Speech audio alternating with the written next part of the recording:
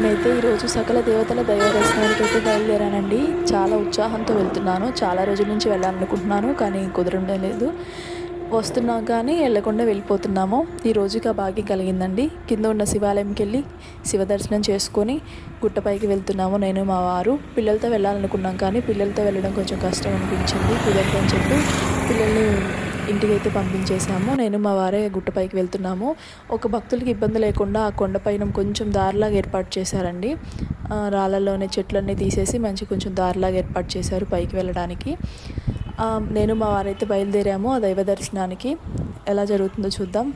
మంచిగా దర్శించుకోవాలని మనస్ఫూర్తిగా అనుకుంటూ వెళ్తున్నాము.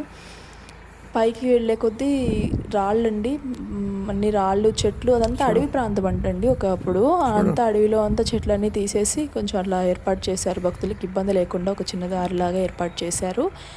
ఆ అడవిలో ఉన్నప్పుడు 15 years బ్యాకే మా వారు వాళ్ళ ఫ్రెండ్స్ అందరూ పైకి వెళ్ళే వాళ్ళట. కాయలు, రేగి పండ్లు వాటి కోసం అలా వెళ్తే అక్కడ వాళ్ళ ఫ్రెండ్కి అక్కడ మెరిసినట్టు కనిపించిందని చెప్పి దగ్గరికి వెళ్ళి చూశారట.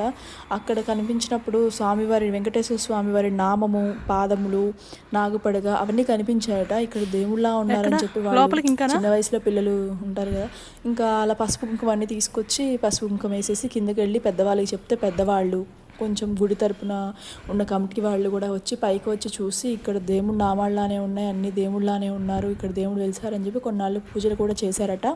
తర్వాత మళ్ళీ అదంతా అడవి ప్రాంతం అవడం వల్ల చెట్లు అన్నీ మొలిసేసి మళ్ళీ ఆపేశారట. మళ్ళీ స్వామివారు మళ్ళీ అందరి మనసులో కుదిరి నేను ఉన్నానని మరి ఏ విధంగా చెప్పారో కానీ మళ్ళీ పూజలు అయితే కొనసాగిస్తున్నారు. పసుపు కుంకుమ అన్నీ ఉండడం వల్ల సరిగ్గా కనిపించడం లేదు, కానీ చాలా అంటే చాలా క్లారిటీగా కనిపిస్తుందా, లేకపోతే బాగుందండి. అన్ని దేవతలు, అందరు దేవతలు అక్కడ ఉన్నారని చెప్పి అయితే నమ్ముతున్నారు. మా ఊరి వారంతా కూడా పైకి వెళ్తున్నారు, పూజలు చేసుకుంటున్నారు.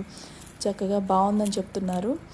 స్వామివారి పాదములు కూడా చాలా మంచిగా కనిపిస్తున్నాయండి. స్వామివారి పాదములు, స్వామివారి నామము, రామచిలుక, నాగపడగ అన్నీ చాలా అంటే చాలా మంచిగా ఉన్నాయి. చూడండి స్వామివారి పాదములు అవి చాలా మంచిగా కనిపిస్తున్నాయి.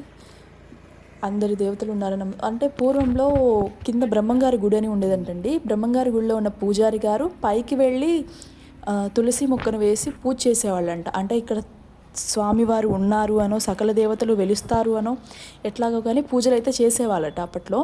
ఇప్పటికైతే అందరు దేవతలు ఉన్నారని చెప్పి అందరూ గ్రహించారు, వెళ్ళి పూజలు చేసుకుంటున్నారు. చాలా బాగుందండి. అడవి ప్రాంతంలో ఆ విశాలమైన కొండల మీద సకల దేవతలు వెలిసారు ఆ ఊరిలో. అంటే ఆ ఊరికి ఇంకా అంతగానో ధైర్యం ఏం కావాలి.